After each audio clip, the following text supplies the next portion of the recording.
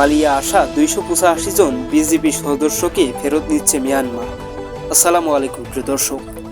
বাংলাদেশ সীমান্তে পালিয়ে আসা মিয়ানমারের 285 জন বর্ডার গার্ড, পুলিশ, বিজিবি ও সেনা সদস্যকে ফেরত পাঠানো হবে বলে জানিয়েছেন পররাষ্ট্রমন্ত্রী। শুক্রবার বিকালে পররাষ্ট্র মন্ত্রণালয়ের এক নতুন ভবনের মিলনায়তনে এক অনুষ্ঠান শেষে সাংবাদিকদের তিনি একথা জানান।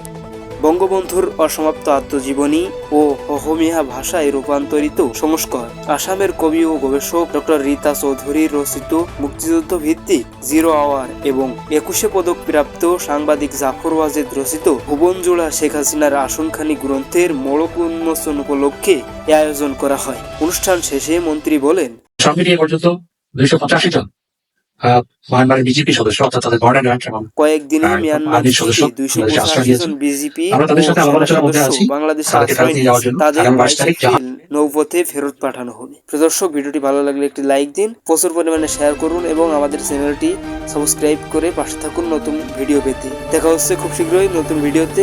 আল্লাহ হাফেজ।